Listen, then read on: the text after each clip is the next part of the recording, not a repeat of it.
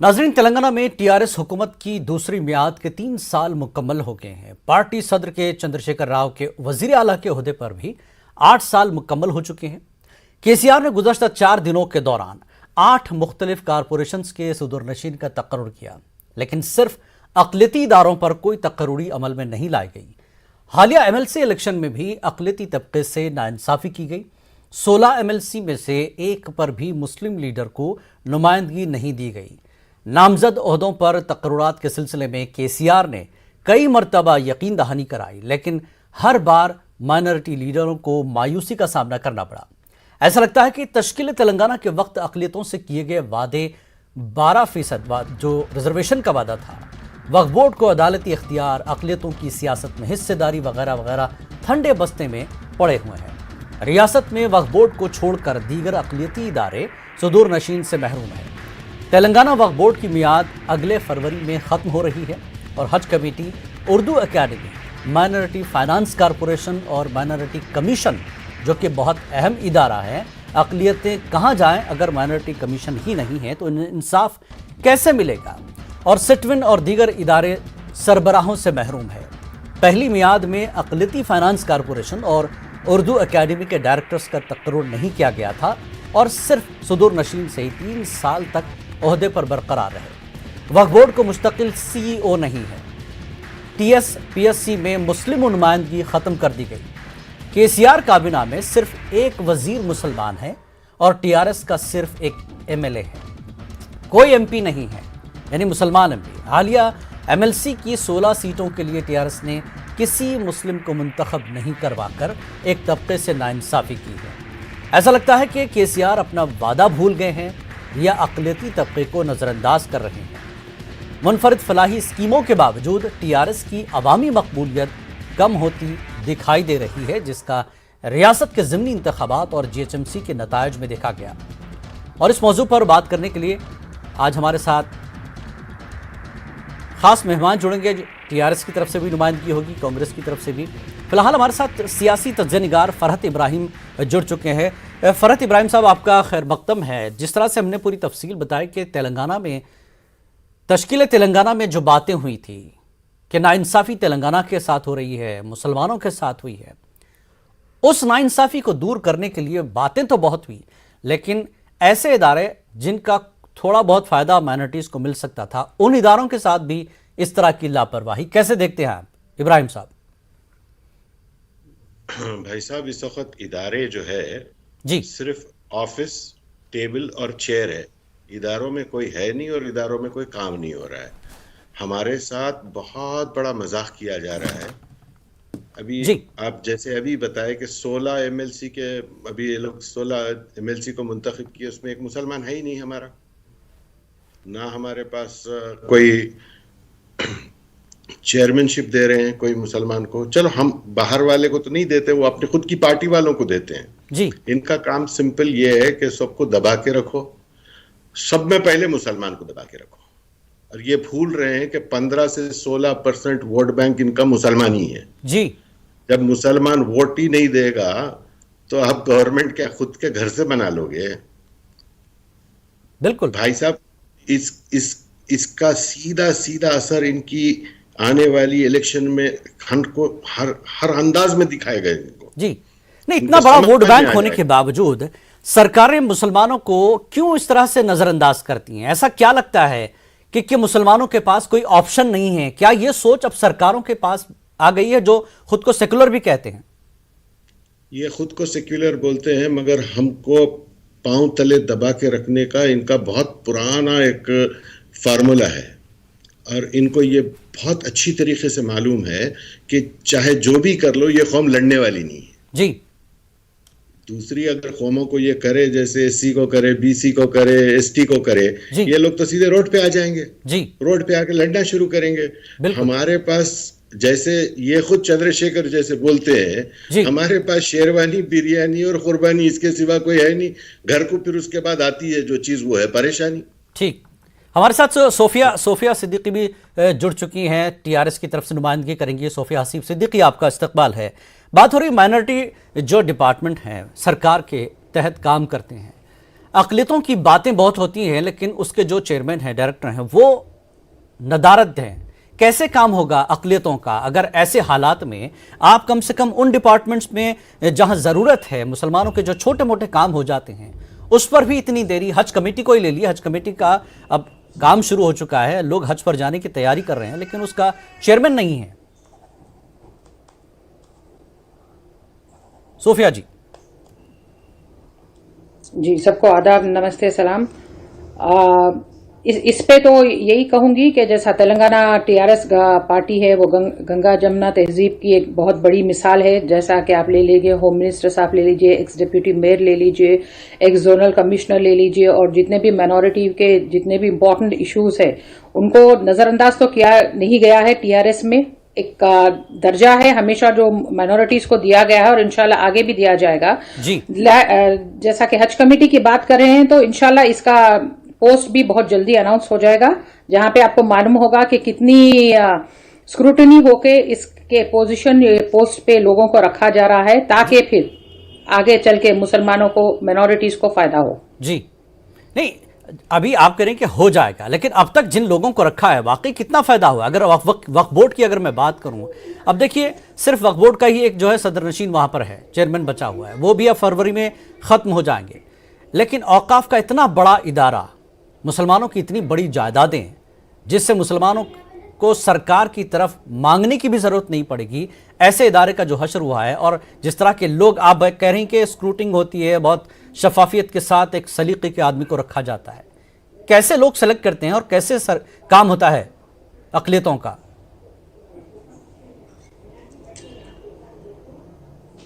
जी, अभी तो स्क्रूटनी इसलिए काफी जरूरी है, और जिस तरह से काम हो रहा है उस तरीके के जो लोगों को शिकायतें हैं, ताकि वक्फ बोर्ड काम नहीं करती, वक्फ बोर्ड ने इंसाफ नहीं किया है मिनॉरिटीज के लिए, और जो होना चाहिए था, जिस पैमाने पे काम होना चाहिए था, वो अब तक नहीं हुआ। तो इसलिए इस बार सरकार यही देख रही है कि जो पोस्ट, जो पोजीशन, जो पोर्टफोलियो लोगों को दिया जा रहा है, वो वाकई इस पे इंसाफ करें। माइनॉरिटी के लिए जो अपलिफ्टमेंट का काम है, जो लोग बोल रहे हैं माइनॉरिटी नजरअंदाज हो जा रही है, तो इस तरीके के लोग इस पर आए ताकि ये अब ना हो। जो चीज या जो गफलत अब पिछले सरकारों या पिछले टेन्योर्स में हुई है, अब आगे के टेन्योर में ये ना हो, ताकि लोग माइनॉरिटी पे काम ना होने की वजह से जो तकलीफ है वो ना हो, और माइनॉरिटी चेयरमैन जो भी बने उन पे लोग उंगली ना उठाएं। सोफिया जी, आपकी बात सही है, सरकार एक तरीके से काम करती है, लेकिन सवाल एक ये भी उठ रहा है कि सियासत में और सरकार में मुसलमानों की जो हिस्सेदारी है और जिस हिसाब से होनी चाहिए, क्या ये अक़लियती इदारों तक ही मुस्लिम लीडर को महदूद कर दिया जाता है? क्यों नहीं दूसरे डिपार्टमेंट, दूसरी जगहों पर मुसलमानों को वो हिस्सेदारी नहीं दी जाती? हालिया जो चेयरमैन सेलेक्ट हुए हैं मुख्तलिफ इदारों में, क्या उसमें आपकी पार्टी में मुसलमान इतने काबिल नहीं कि वो दूसरे डिपार्टमेंट संभाल सकते हैं, सिवाय हज कमेटी, ठीक है, उर्दू अकेडमी, वक्फ बोर्ड, महदूद कर दिया है माइनॉरिटीज को?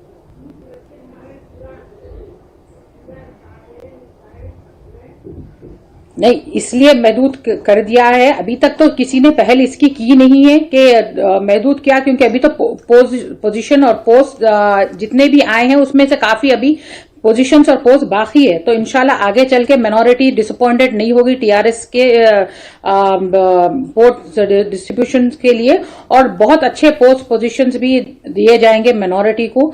जिस तरीके के जो काम होते हैं, इंसान की काबिलियत, इंसान की इंटेलिजेंस को देख के उस हिसाब से उनको पोस्ट दिए जा रहे हैं। माइनॉरिटी में हमेशा एक बहुत अच्छी बात कही, काबिलियत के हिसाब से, उसकी कैपेबिलिटी के हिसाब से पोस्ट दी जाती है। क्या टीआरएस में मुस्लिम लीडर्स इस काबिल नहीं हैं कि उन्हें दूसरे ऐसे पोस्ट दे दिए जाएं, चाहे वो फाइनेंस कारपोरेशन का हो, ठीक है, ब्यूरोजिस का हो, तेलंगाना टेक्नोलॉजिकल सर्विसेज जो आपने दिए हैं दूसरे, क्या इन पर काबिल लोग नहीं है पार्टी में मुस्लिम लीडर्स कि सिर्फ उन्हें हज कमेटी का बना दिया जाए, वक्फ बोर्ड बना दिया जाए, उर्दू अकेडमी तक महदूद कर दिया जाए? आप भी टीआरएस की लीडर हैं, आपको नहीं लगता कि आपको भी एमएलए एमपी बनना चाहिए टीआरएस की नुमाइंदगी के लिए? आपको भी आपके खवातीन कमीशन का चेयरमैन आपको बना दिया जाए तेलंगाना की तरफ? बिल्कुल। देखिए, टीआरएस जब पार्टी की हम बात करते हैं, किसी भी पॉलिटिकल पार्टी की बात करें हम, जब हम पार्टी का एक लोगो हमारे साथ जुड़ जाता है कि हम टीआरएस के हैं या हम कांग्रेस के, हम बीजेपी के, वाकई हम हमारे एक इंसान, एक पार्टी का एक इंडिविजुअल कैडर उसको रिप्रेजेंट करता है पार्टी को। तो इसलिए बाज़ाब्ता एक जो भी इंडिविजुअल होता है उसकी शिनाख्त यही होती है कि वो टीआरएस से जुड़ा हो। तो बेशक काबिलियत तो इंसान अपनी बनाता है, फिर एक इंसान से पार्टी की पहचान होती है। पार्टी इंसान को पहचान जब देती है जब उसकी पोजीशन हो, उसका मियार हो, ताकि लोग बोलेंगे हाँ वाकई इसके पास इतनी काबिलियत है और इसको टीआरएस ने, इसको कांग्रेस ने, इसको बीजेपी ने इस लायक समझा के ये अपना किरदार बाखूबी निभा सके। और इंशाल्लाह आगे चल के भी मुसलमानों को, लीडरों को उनकी काबिलियत के हिसाब से पोस्ट देती है। जैसा कि अभी हसीब सिद्दीकी कह रही हैं, सोफिया कह रही हैं, क्या किसी भी पार्टी में, मैं टीआरएस की बात नहीं कर रहा हूं, अगर टीआरएस की भी हम बात कर लेते हैं तो अक्सर यही देखा गया कि मुसलमान का मतलब हज कमेटी, उर्दू एकेडमी, ठीक है, और आपका वक्फ बोर्ड, बस इसके बाद खत्म माइनॉरिटी। दूसरे सेक्शंस में इनकी काबिलियत नहीं है। या तो लीडर इस तरह के तलाश किए जाते हैं या फिर महदूद किया जाता है। फरहत इब्राहिम, देखिए ये लोग पहले बहुत भुगत चुके हैं। मौलाना अब्दुल कलाम आजाद को ये लोग देखे हैं, उनकी काबिलियत को देखे हैं, उनकी कैपेबिलिटी को देखें, उसके बाद इनमें एक इंफीरियरिटी कॉम्प्लेक्स डेवलप हो गया है जी। क्योंकि ये लोग जानते हैं कि हमारी कौम जो है गवर्नेंस और गुड गवर्नेंस दोनों बहुत अच्छा जानती है जी। क्योंकि ये जितना भी मतलब आज हम लोग डेमोक्रेटिक पैटर्न में जी रहे हैं, डेमोक्रेसी तो इस्लामी दिया है, इसको कोई और नहीं दिया, इस्लामी दिया है जी। बट इन लोगों को एक डर भी है और एक किस्म का एक इंफीरियरिटी कॉम्प्लेक्स है कि भाई ये लोग सामने आ गए तो हमारा क्या जी। अब ऐसे आदमी को चुन के लाते हैं जिसको देख के आगे वाली कम्युनिटी हंसने लगे कि भाई हाँ मुसलमान ऐसे होते हैं। आप बताइए एक ऐसा मुसलमान लीडर जिनको ये चीफ मिनिस्टर के पास जाए और इमीडिएटली इंटरव्यू मिल जाए, 3-3 चक्कर के बाद इनको मिलता नहीं है इंटरव्यू। इसमें इनको अपनी औकात बताने की एक तरीका होता है, ये एक तरीका है, इनको अपनी औकात बताते हैं कि भाई देखो तुम 3 मरतबा भी आ गए, मंत्री हुए तो क्या हुआ, मिनिस्टर हुए तो क्या हुआ, तुम 3 मरतबा है, चौथी मरतबा। मतीन शरीफ कांग्रेस की तरफ से जुड़ चुके हैं। मतीन शरीफ, आपका भी खैर मकतब में काफी देर हो गई है। मतीन शरीफ, सीधे तौर पर कोई भी पार्टी किसी भी की सरकार हो, अक्सर ये देखा जाता है मुसलमान कुछ महदूद इदारों तक ही महदूद कर दिए जाते हैं और टीआरएस में भी फिलहाल यही हो रहा है। कैसे देखते हैं इसको? एक तो डिले किया जा रहा है और दूसरा नजरअंदाज। देखिए हर पार्टी में ये सिस्टम नहीं है, सिर्फ और सिर्फ टीआरएस पार्टी का ये सिस्टम है। आपको डिटेल्स बता देता हूँ। उर्दू एकेडमी 2004 से टीआरएस की गवर्नमेंट बनने के बाद से 2018 तक उसको खाली रखा गया। 2018 सितंबर में, क्योंकि 3 महीने के बाद इलेक्शन था दिसंबर में, उसकी वजह से केसीआर साहब ने अंसारी साहब को लाकर बिठाया। फिर 2021 से अभी तक उसको खाली रखा। अब सिटविन कॉर्पोरेशन को देखिए आप, 2014 से 2017 तक खाली रखा, कोई किसी को भी उस पर अपॉइंट नहीं किया। 2017 से 2018 तक 1 साल के लिए अली बाकरी को अपॉइंट किया गया, फिर 1 साल के बाद उनको भी हटा देके 2018 से आज तक वो सिटविन कॉर्पोरेशन को खाली रखा उन्होंने। तो हर एंगल से मुसलमानों को दबाने की, खत्म करने की, उनके फाइनेंशियली, उनका एजुकेशन, हर डिपार्टमेंट से उनके ताल्लुकात को खत्म करने की पूरी सी पूरी कोशिश केसीआर और केटीआर साहब की और टीआरएस पार्टी की ये प्लानिंग 2014 से चल रही। अगर आप माइनॉरिटी फाइनेंस कॉर्पोरेशन को देखेंगे तो 2017 से खाली रखे, 2014 से 2017 तक खाली रखे जी। फिर अब माइनॉरिटी कमीशन 2014 से उसको भी 2017 तक खाली रखे। फिर 2018 में इनको इलेक्शन होने की वजह से उसमें अपॉइंट करे और अपॉइंट के बाद फिर अब उसको जब उसका टर्म खत्म होने के बाद खाली कर दिए। अब फिर इलेक्शन से पहले मुसलमानों को केसीआर साहब जो है तो गुमराह करने के लिए, बेवकूफ बनाने के लिए। ठीक है सोफिया हसीब, इलेक्शन के सामने ही मुसलमान याद आते हैं, डिपार्टमेंट याद आते हैं, उनके लिए कुछ करना है और एक लॉलीपॉप थमा दिया जाता है।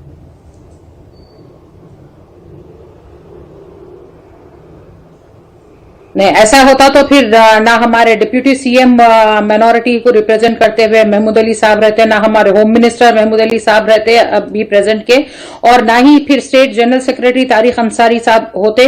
और सोफिया जी, क्या आपकी पार्टी में सिर्फ महमूद अली साहब ही एक काबिल आदमी है। माइनॉरिटी से है। ये देखिए, ये एक ही चेहरा है जो काबिल है, दूसरे नहीं है, दूसरे लीडर काबिल नहीं है।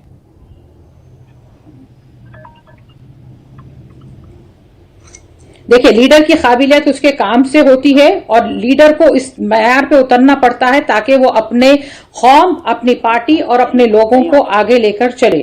तो ये सब चीजें जो है वो अल्हम्दुलिल्लाह महमूद अली साहब में बाखूबी है, तो इसलिए इतने साल से वो महमूद हमें अली साहब लीड के पास करते आए है, हैं अच्छी मिनॉरिटी बात का। है। महमूद अली साहब काम कर रहे हैं, ये भी जो अच्छी भी है बात पार्टी में। मैं ये चाह रहा हूं, मैं ये पूछना चाह रहा हूं कि क्या महमूद अली साहब के अलावा आपकी पार्टी में काबिल लीडर, आप बार बार कह रही हैं काबिलियत के लिहाज से दिया जाता है, या तो काबिल लीडर आपके पास नहीं है सीधा तौर पर, या आप काबिल लोगों को आने ही नहीं देते? नहीं, काबिलियत तो है, क्योंकि जो जिस तरह से टीआरएस काम कर रही है हैदराबाद जैसे शहर में, जो हैदराबाद है मुसलमानों का शहर जिसे जाना जाता है, जिस तरह से टीआरएस हाथ में हाथ मिलाकर मुसलमानों के साथ काम कर रही है, चाहे आप माइनॉरिटी स्कूल ले लीजिए, शादी मुबारक के स्कीमें स्कीम्स ले अच्छी लीजिए, हैं, स्कीम्स आप लेकर काम करते हैं, ठीक है। सिवाय मुसलमानों को तो अब तक जो मिला वो शादी मुबारक स्कीम, ठीक है। इसके अलावा दूसरी कोई स्कीम बता दीजिए मुसलमानों का जिसमें फायदा हो। मुसलमानों के लिए माइनॉरिटी स्कूल से, रेसिडेंशियल स्कूल से, जहां पर मुसलमान को अल्हम्दुलिल्लाह सारे फैसिलिटीज मुहैया करा जा रहे हैं। मुसलमानों के लिए माइनॉरिटी स्कॉलरशिप है, जहां पर बच्चा जब बाहर डे जाता है स्कॉलर्स के कई स्कूल बंद हुए, सरकारी स्कूल बंद हुए, टीचरों की पोस्ट खत्म हो गई, उसके बाद आप रेजिडेंशियल स्कूल खोलते हैं, उसमें भी जो है आप टेम्पररी बेसिस पर अपॉइंट करते हैं। ले लीजिए, हर चीज में minority is working hand in hand. जी फरत इब्राहिम, आप इत्तेफाक करते हैं सरकार के इन कामों से? मैं इनके आखिरी जुमले को दोहराता हूँ, हैंड इन हैंड नहीं है, सिर्फ हैंड ही हैंड है। हैंड इन हैंड बहुत अलग बात होती है, ये सिर्फ हैंड ही हैंड है जी। एक चीज देखो आप, ये जब से टीआरएस आई है, हर साल रेवेन्यू कलेक्ट होता है हैदराबाद शहर से तकरीबन 50,000 करोड़। मुसलमान पे कोई खर्च नहीं होता। मुसलमानों का शहर आप बोल रहे हैं, मगर मुसलमान के साथ कुछ हो नहीं रहा है। हमारे वक्त के असासे तकरीबन 5 लाख करोड़ के हैं। 5 लाख करोड़ हमारे पास अगर हमारा खुद का असासा हो तो हम गवर्नमेंट को लोन दे सकते हैं। इनसे क्या मांगना हमारे को? बिल्कुल। मतीन शरीफ, लीडरों में अब काबिलियत पैदा करनी पड़ेगी। पार्टी सदर को या पार्टी मुखिया को इंप्रेस करना पड़ेगा कि हम इतने काबिल हैं। क्या कांग्रेस में भी ये माहौल है? वैसा देखिए, तब कांग्रेस में माहौल नहीं है। कांग्रेस एक लीडर, मुस्लिम लीडरशिप पैदा करने की एक फैक्ट्री है, ठीक है। यहाँ से हजारों मुस्लिम लीडर्स पैदा हुए और कांग्रेस से छोड़ के उन लोग कुछ कौम के लिए कुछ शायद के हम कुछ कर सकते। 2014 में जब टीआरएस गवर्नमेंट आई तो उसके बाद टीआरएस में ज्वाइन हुए कई कांग्रेस के मुस्लिम लीडर, मगर उसके बाद उनको केसीआर साहब गेट का वॉचमैन बना के रखे। किसी को अंदर आने की हिम्मत नहीं है, किसी को अंदर आने के लिए उनके कैंप ऑफिस में, सीएम कैंप ऑफिस में आने की इजाजत नहीं। ना किस तीनों लीडर्स है काबिल, मगर टीआरएस में भी काबिलियत बहुत है मुसलमान लीडरों में, मगर केसीआर साहब उनको कंप्लीटली दबा के रखे। जब वाइस चांसलर अपॉइंट होते हैं तो 10 के 10 वाइस चांसलर में से तेलंगाना में से एक भी उनको मुसलमान वाइस चांसलर काबिल नजर नहीं आता, जबकि 10 में से हर कम्युनिटी को, यादव को, रेड्डीज को, एसटी, एसटी, बीसी, सारी कम्युनिटी के साथ उन्होंने इंसाफ किया उसमें, सिवाय एक मुसलमानों के। सिर्फ मुसलमानों को दबा के रखना ये केसीआर साहब की और जी सोफिया जी टीएसपीएससी में मुस्लिम नुमाइंदगी नहीं, ठीक है। वाइस चांसलर्स की बात आती है तो अभी मतीन ने सारी चीजें गिनवा दी। क्यों ऐसे सेक्शंस है जिसमें कई काबिल मुसलमान आपको मिल जाएंगे, पढ़े लिखे लोग, फिर क्यों नजरअंदाज किया जाता है? या फिर वही बात है कि लीडर अपने आप को मनवा नहीं पा रहे हैं?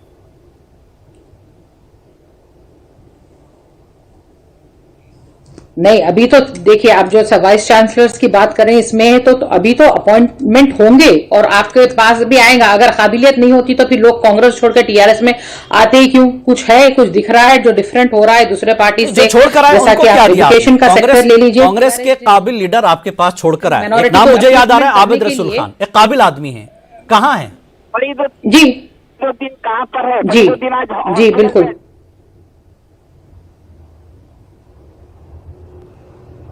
जी आबिद रसूल इतना काबिल आदमी कांग्रेस छोड़कर आया था, कहां है वो?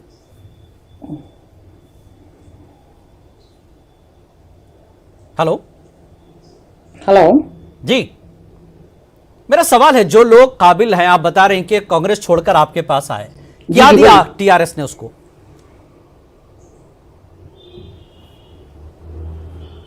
लगता है आवाज नहीं पहुंच पा रही है। फरहत इब्राहिम साहब, आखिरी सवाल 10 सेकंड में, क्या मुस्लिम लीडर्स मनवा नहीं पा रहे हैं या मुस्लिम क़यादत में कमी है अभी भी पार्टियों को मुतासिर कर सके? फरहत इब्राहिम साहब। भाई साहब, वहां पे मुस्लिम लीडरशिप ही नहीं है, तो मुस्लिम लीडर मनवाने की तो बात दूर की हो जी। गई। वहां पे कोई मुस्लिम लीडरशिप नहीं है। आप वो उठा के देख लो, पॉलिटिक्स का पी नहीं आता, उन्हें ठीक। जाके मंत्री बन के बैठ गया, दूसरे आदमी को लाते जिसको चेयरमैनशिप देते। वो अगर अपने हाथों से ये लोग अगर अपना एक डीओ लेटर लिख के दे दे जी। तो इनको माना जा सकता है कि हाँ, ये लीडर बनने के लायक है। चलिए, इनको बहुत तो बहुत शुक्रिया आप तमाम मेहमानों का इस पूरे खास मुद्दे पर बात करने के लिए। बहरहाल फिर इलेक्शन आएगा, देखेंगे टीआरएस क्या कुछ करती है मुस्लिम क़यादत के लिए। आदाब।